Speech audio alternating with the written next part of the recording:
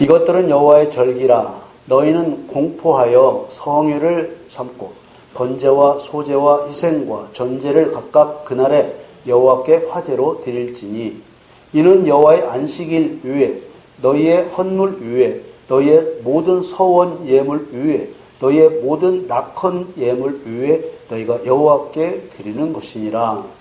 아멘. 사랑하는 성도 여러분, 성경은 예수님께서 이 땅에 육신으로 오신 때를 기점으로 구약 성경과 신약 성경으로 나뉩니다. 예수님께서 이 땅에 오시기 전에 예수님께서 행하실 일들을 미리 기록한 성경을 일컬어 구약 성경이라고 하고, 예수님께서 이 땅에 오셔서 구약 성경대로 행하신 일과 예수님 재림 때까지 일어날 일들을 기록한 성경을 일컬어서 신약 성경이라고 합니다. 요한복음 5장 39절에 보면 예수님은 구약 성경을 그냥 성경이라고 하셨습니다. 그리고 그 성경은 예수님 자신에 대해 미리 말한 것이라고 말씀하셨습니다. 요한복음 5장 39절을 같이 봅니다. 너희가 성경에서 영생을 얻는 줄 생각하고 성경을 상고하거니와 이 성경이 곧 내게 대하여 증거하는 것이로다. 성경에서 영생을 얻는다고 할 때 이 성경이라는 말, 글 앞에는 기록한 법령이라는 뜻입니다. 그러므로 구약 성경은 인간에게 영생을 얻게 하시려고 주신 하나님의 법령인 것입니다. 그리고 영생을 얻게 하시려고 주신 이 하나님의 법령 내용은 예수 그리스도에 대한 증언, 곧 예수 그리스도께서 이 세상에서 이루실 일들과 그 일을 이루시는 방법에 대해 증언한 것이라고 밝히고 있습니다. 우리는 영생이라는 말에서 발견해야 될 상대적인 의미가 있습니다. 만일 모든 사람에게 영생이 보장되어 있다면 굳이 성경에서 영생을 얻는다는 말이 필요 없을 것입니다. 이 말씀은 예수님을 그리스도로 믿지 않는 유대인들 앞에서 예수님 자신이 구약 성경에 예언된 그리스도라는 것을 설명하시는 말씀 끝에 하신 말씀입니다. 예수님은 자신이 반역의 영인 사단을 심판하고 사람을 죄에서 구원하여 영생을 주기 위해 온 그리스도라는 것을 증언하신 것이죠. 우리는 여기서 너무나 중요한 한 가지를 깨닫고 기억해야 합니다. 영생을 얻어야 하는 이유는 아직 영생이 보장되어 있지 않다는 뜻입니다. 영생이란 천국에서 하나님과 함께 영원히 산다는 의미가 압축된 말입니다. 이런 영생이란 말이 사용되고 있는 것은 영생의 상대적인 의미가 있기 때문입니다. 성경에서 영생의 상대적인 의미는 영원한 형벌, 곧 영벌입니다. 영원한 형벌은 더 구체적으로 표현하면 피조물로서 하나님을 배반한 사단과 사단을 따르는 죄인은 유황 불구덩이 속에서 영원한 형벌을 받게 된다는 뜻입니다. 이 영원한 형벌은 피조물로서 창조주를 배반한 반역의 죄값으로 받게 되는 형벌입니다. 사단과 악한 영들은 반역죄로 이 지옥 형벌이 확정된 자들입니다.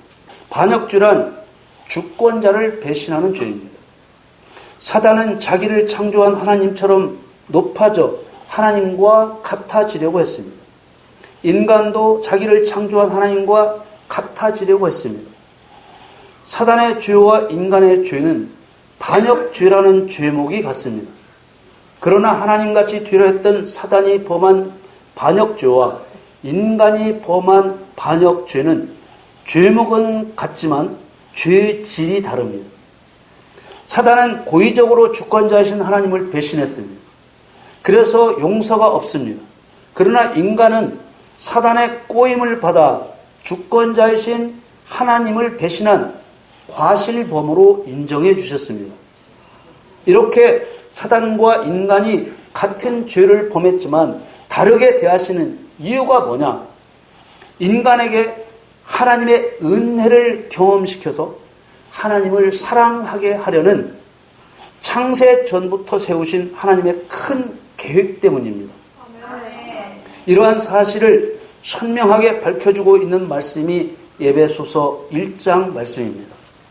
에베소서 1장 4절에서 6절 말씀을 계속해서 보겠습니다.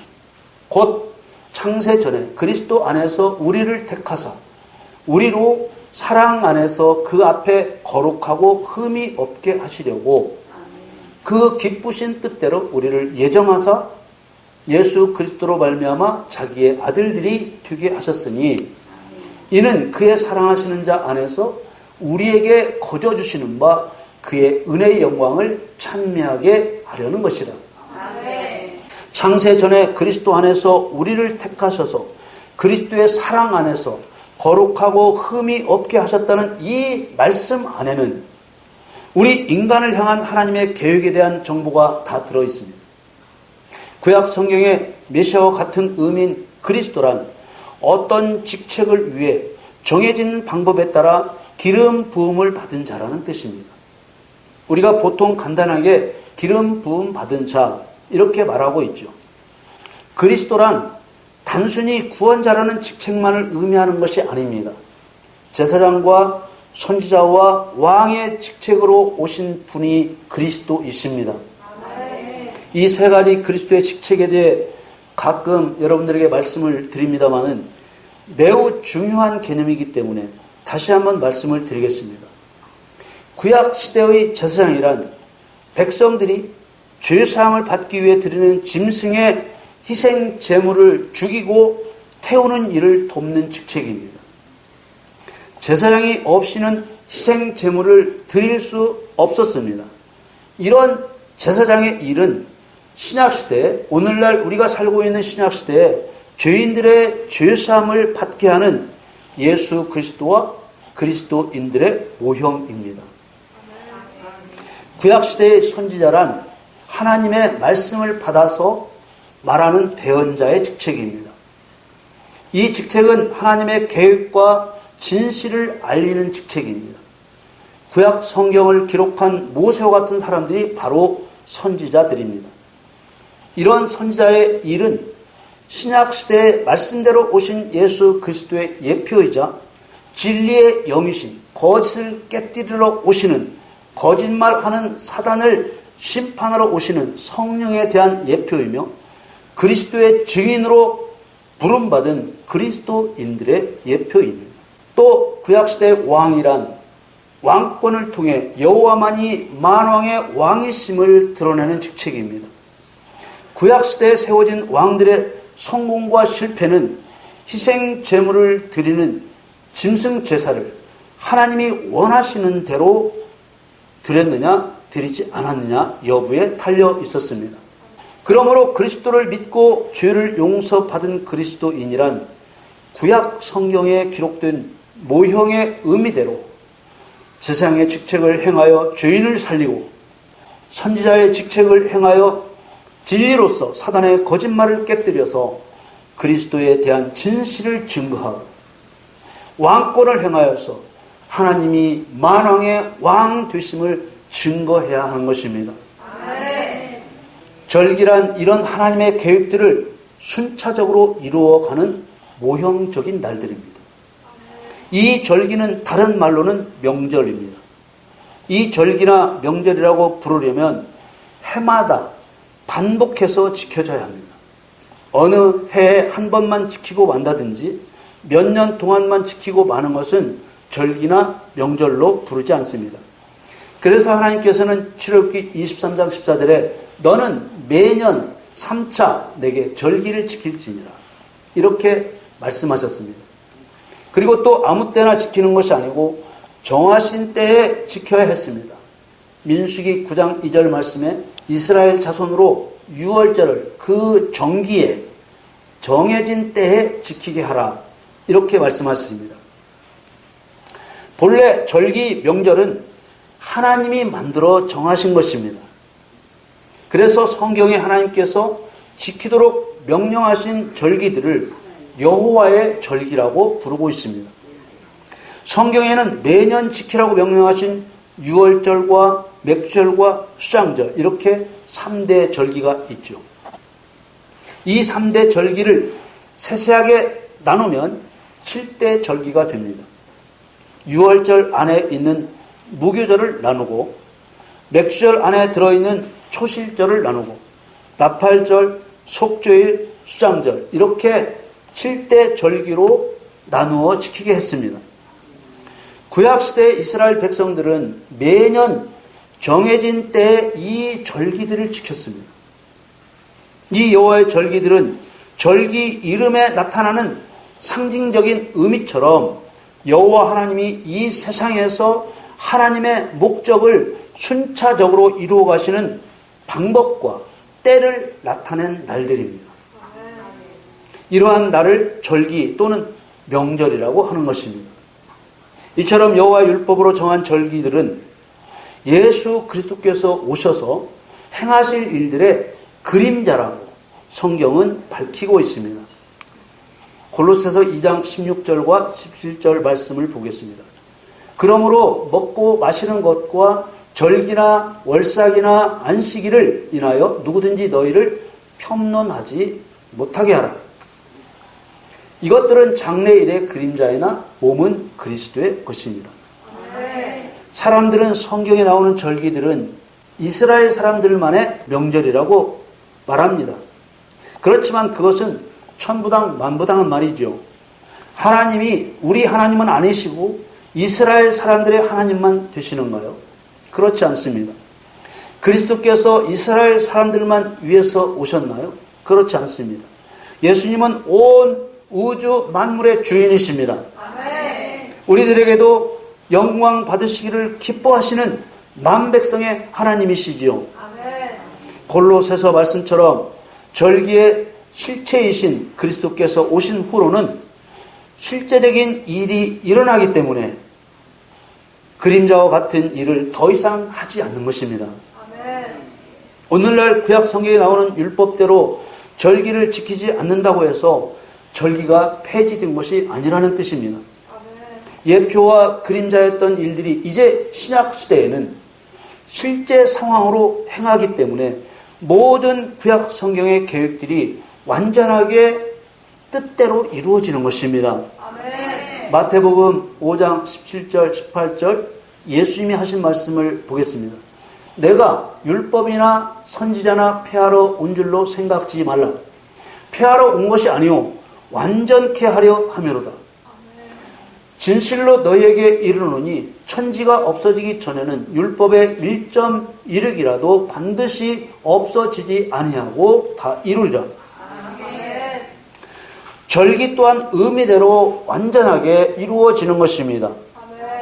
또 한 가지 예수님께서 오셔서 율법의 의미대로 다 이루신다는 것에 대해 우리가 알아둬야 할 것은 예수님께서 사람의 육신을 입고 오시자마자 율법들이 다 이루어진다는 뜻이 아닙니다. 다 이루신다는 것은 확실한 약속이지만 때와 절차를 따라 이루어 가시는 것입니다. 예수님의 재림을 상징하는 나팔절, 유대력으로 7월 1일입니다. 이 나팔절과 이스라엘 백성들에게 속죄의 기회를 주시는 대속죄일, 이 속죄일은 유대력으로 7월 10일입니다. 영원 무궁한 천국으로 들어가는 것을 상징하는 수장절은 유대력으로 7월 15일입니다. 이런 절기들은 아직 이루어지지 않은 절기이자 계획들입니다. 그러므로 어떤 사람들의 말대로 예수 그리스도께서 오셔서 율법을 다 이루셨기 때문에 이제는 율법을 지킬 필요가 없다는 말은 맞지 않는 말입니다. 무지의 소치죠. 율법을 지킬 필요가 없게 된 것이 아니라 율법대로 절기의 행사를 할 필요는 없지만 율법에 담겨진 하나님의 목적과 사단과 죄인들을 향한 하나님의 감정, 사단을 어떤 감정으로 보시는지, 죄인들을 어떤 감정으로 보시는지 이 하나님의 감정을 이해하고 그리스도께서 맡겨주신 그리스도의 일을 감당해야 하는 것입니다. 이처럼 매년 정해진 날에 지킨다는 의미의 명절이라고 부르는 절기는 이 세상에서 하나님의 목적을 이루어 가시는 시간표인 것입니다. 그런데 인간이 사는 세상에 하나님이 정하신 명절 이외에 또 명절이라고 부르는 날들이 생겨나기 시작했습니다. 우리나라 사람들 다수가 지키는 명절로는 음력 정월의 설날과 대보름, 2월의 한식, 4월의 초파일, 5월의 단오, 6월의 유두, 7월의 백중, 8월의 추석, 11월의 동지 등을 들 수 있습니다.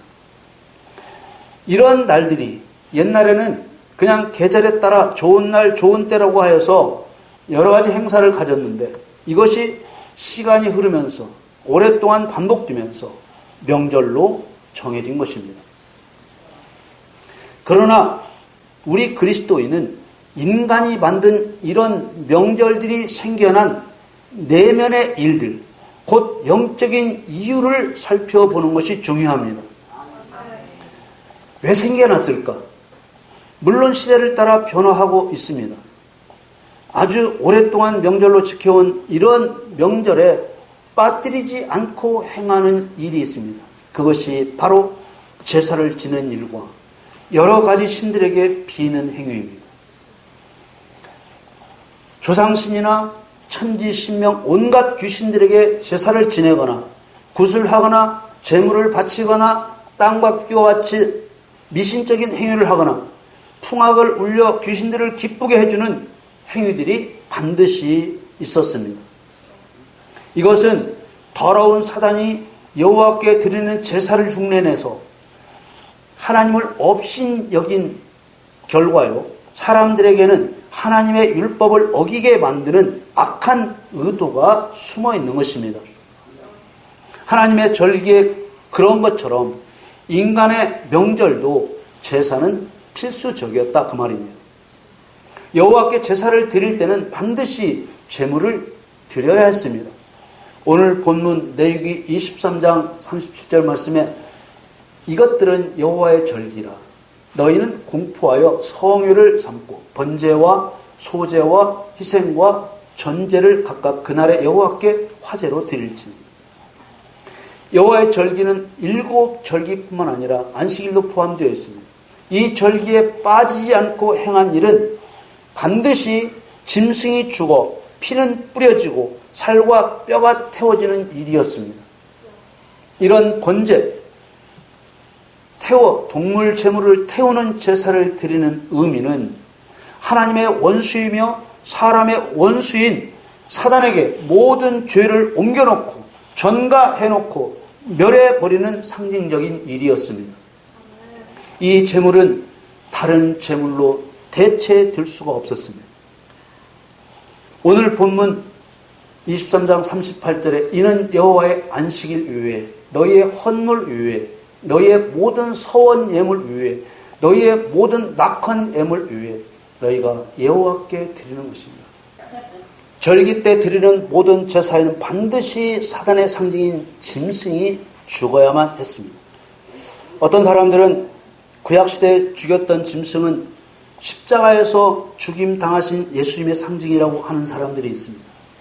그것은 예수님은 단 한 번 죽으심으로 모든 것을 이루시는 하나님의 속죄라는 것을 이해하지 못함 때문입니다. 히브리서 7장 21절에 저 대제사장들이 먼저 자기 죄를 위하고 다음에 백성의 죄를 위하여 날마다 제사 드리는 것과 같이 할 필요가 없으니 이는 저가 단 한 번에 자기를 드려 이루셨음이니라. 예수님의 모형이든 예수님의 실체든 하나님이신 예수님은 제사 때마다 죽임을 당할 수도 없고 당하실 필요도 없는 것입니다. 히브리서 9장 11절 12절 말씀 봅니다. 그리스도께서 장래 좋은 일에 대제사장으로 오사 손으로 짓지 아니한 곧 이 창조에 속하지 아니한 더 크고 온전한 장막으로 말미암아 염소와 송아지의 피로 아니하고 오직 자기 피로 영원한 속죄를 이루사 단번에 성소에 들어가셨느니라. 예수님은 우리의 대제사장이십니다. 대제사장이신 예수님께서 자기 피로 단번에 속죄를 이루신 후에 자기의 허물을 회개하는 백성들을 위해 지성소 하나님의 임재 앞에 나아갈 때, 그때는 예수 그리스도의 피가 아니라 짐승의 피, 곧 사단의 일을 멸한 성도들의 증거를 가지고 들어가는 것입니다. 그리스도인답게 살아온 그 공로를 가지고 들어간다 그 말이에요. 히브리서 9장 7절에 오직 둘째 장막은 대제사장이 홀로 1년 1차씩 들어가야 돼요. 피 없이는 아니하나니 이 피는 자기와 백성의 허물을 위하여 드리는 것이라. 죄인들이 죄사함을 받게 하는 십자가의 피는 단 한 번 흘리신 것으로 영원한 속죄를 이루는 것입니다. 이후에 성도가 하나님께 드려야 할 피는 예수님의 피가 아니라 원수의 상징인 짐승의 피를 가지고 들어가야 하는 것입니다. 예수님의 속죄는 예표든 실상이든 사단의 상징인 염소나 송아지의 피가 아니라 오직 예수님의 피로 단 한 번 적용되고 끝나는 것입니다. 한 번 더 설명을 드리면, 누구든지 예수님의 십자가 대속을 한 번만 믿으면 사망에 떨어질 형벌 당할 죄값이 치러지는 것이지, 몇 번이고 반복적으로 사망에 떨어질 형벌 당할 죄값을 치러야 할 필요도 없고 그럴 수도 없다는 것을 말씀하고 있는 것입니다. 그러나 대제사장이 1년 1차씩 짐승의 피를 가지고 들어가는 것은 사망에 떨어질 형벌 당할 죄값으로 가지고 들어가는 것이 아니라 불의한 허물을 가려움을 받기 위하여 악한 영들과 죄와 싸워 이긴 의를 행한 증거를 가지고 들어가는 것입니다. 그런데 이렇게 그리스도와 그리스도인의 손에 진멸되어야 할 사단이 오히려 사람들을 통해 자칭 명절을 만들어서 제사를 받고 있는 것입니다. 지난 추석 때도 말씀을 전한 바 있습니다마는 사단은 설이나 추석을 민족 고유의 명절이라고 거짓말을 하며 효심을 자극하여 조상 제사를 지내게 하여서 절을 받습니다. 출애굽기 34장 14절 말씀에 너는 다른 신에게 절하지 말라. 여호와는 질투라. 이름하는 질투의 하나님이니라. 죽은 사람은 신이 될 수 없습니다. 조상에게 제사를 지내는 것은 그 배후에서 역사하는 귀신에게 절하는 것입니다. 고린도전서 10장 20절 말씀에 대저 이방인의 제사하는 것은 귀신에게 하는 것이요 하나님께 제사하는 것이 아니니 나는 너희가 귀신과 교제하는 자 되기를 원치 아니하노라. 하나님이 만드시고 하나님 목적을 이루는 이 땅에서 하나님을 경배하지 않고 원수인 마귀에게 속아서 온갖 더러운 귀신들에게 제사를 지냄으로써 얼마나 많은 사람들이 지옥불에 던져졌는지 모릅니다. 시편 81편 9절에 너희 중에 다른 신을 두지 말며 이방 신에게 절하지 말지어다. 공중에서 땅에서 바다에서 귀신들에게 제사를 지내는 죄를 범하지 말라는 것입니다. 자칭 명절에 제사를 지내는 행위는 귀신에게 굴복하는 일입니다. 이사야서 2장 9절에 천한 자도 절하며 귀한 자도 굴복하오니 그들을 용서하지 마옵소서. 이사야 선지자가 하나님께 자기 형제요 동족인 야곱의 족속인 이스라엘 백성들을 용서하지 마옵소서라고 기도한 것을 성경에 기록하신 것은 하나님께서 우상들에게 절하는 자를 결단코 용서치 아니하시는 하나님의 뜻이기 때문입니다. 에레미야 1장 16절 말씀에 무리가 나를 버리고 다른 신들에게 분향하며 자기 손으로 만든 것에 절하였은즉 내가 나의 심판을 베풀어 그들의 모든 죄악을 징계하리라. 이제 다 아시는 내용이지만 설도 추석도 우리 민족들만 지켜온 절기가 아닙니다. 설이든 추석이든 중국도 일본도 베트남도 지키는 자칭 명절입니다. 교회가 이 땅에 세워지기 전에 비해서 많이 약화되었지만 그래도 수많은 가정에서 조상에 대한 공경이라는 이름 아래 더러운 귀신에게 절하고 있는 것입니다. 여전히 텔레비전에서는 설 제사상을 차리는데 돈이 얼마 들어가네 어쩌네 하면서 은근히 제사를 부추기는 모습도 여전합니다. 심지어 천주교에서는 성당 안에서 합동 제사를 지내주고 있는 실정입니다. 이제 그동안 사람들을 속이며 제사를 받아왔던 더러운 귀신들이 그리스도인들의 기도로 피를 쏟고 몸이 토막토막 잘라져 불로 태워져야 할 차례입니다. 우리 민족들이 너무나 오랫동안 습관처럼 제사를 지내왔습니다. 그러나 우리는 기도해야 합니다. 먼저는 하나님만이 경배를 받으실 유일하신 신이라는 것을 인정하며 하나님의 영광을 위하여 이 땅에서 제사가 끊어지고 배후에 역사하는 귀신들을 진멸하는 기도를 해야 합니다. 이러한 기도는 하나님의 영광뿐만 아니라 우리 자신을 위해서도 필요한 것입니다. 우리가 바꿔나가야 할 일들도 있습니다. 설을 명절이라 부르지 말고 그냥 설이라고 부르는 것입니다. 그리고 할 수만 있다면 여러분들의 가정에서 설날 예배를 드리기를 바랍니다. 만일 예배 때문에 불화가 걱정된다면 설날 새벽에 조용한 시간에 하나님께 용서를 구하는 기도, 가족들, 가문의 일가 친척들을 불쌍히 여겨달라고 기도하십시오. 그리고 예수 그리스도의 이름으로 천군 천사들을 요청하여 가정과 가문과 지역에 역사하는 더러운 귀신들을 결박하는 기도를 하십시오. 하나님께서 그 기도하는 자를 복되게 하실 것입니다. 그 자녀들을 복되게 하실 것입니다. 또 한 가지 부탁드리고 싶은 것은 설날은 부모 자식들이 만나고 형제 자매들이 만나고 이웃 친척들을 오랜만에 만나게 됩니다. 여러분, 사랑과의 만남을 복되게 하십시오. 따뜻하게 사랑으로 만나십시오. 그리스도의 사랑이 드러나도록 한마디 한마디 은혜롭게 말하시기를 바랍니다. 허물을 덮어주고 용기를 불어넣어주는 만남이 되게 하십시오. 그러나 여러분, 제사를 지내는 일에는 하나님을 바라보며 단호하게 거절하시기를 바랍니다. 출애굽기 20장 5절 말씀에 그것들에게 절하지 말며 그것들을 섬기지 말라. 나 여호와 너희 하나님은 질투하는 하나님인즉 나를 미워하는 자의 죄를 갚되 아비로부터 아들에게로 3, 4대까지 이르게 하거니와 나를 사랑하고 내 계명을 지키는 자에게는 천대까지 은혜를 베푸느니라. 우리는 하나님의 말씀이 그대로 이루어질 것을 믿는 그리스도인들입니다. 말씀을 아는 우리는 내가 지옥불에 들어가는 죄를 범하며 우리로 인해서 3, 4대 손자녀에 이르기까지 저주를 받게 할 수는 없습니다. 여러분, 설날은 여호와의 절기가 아닙니다. 설날에 드려지는 제사는 귀신에게 하는 것입니다.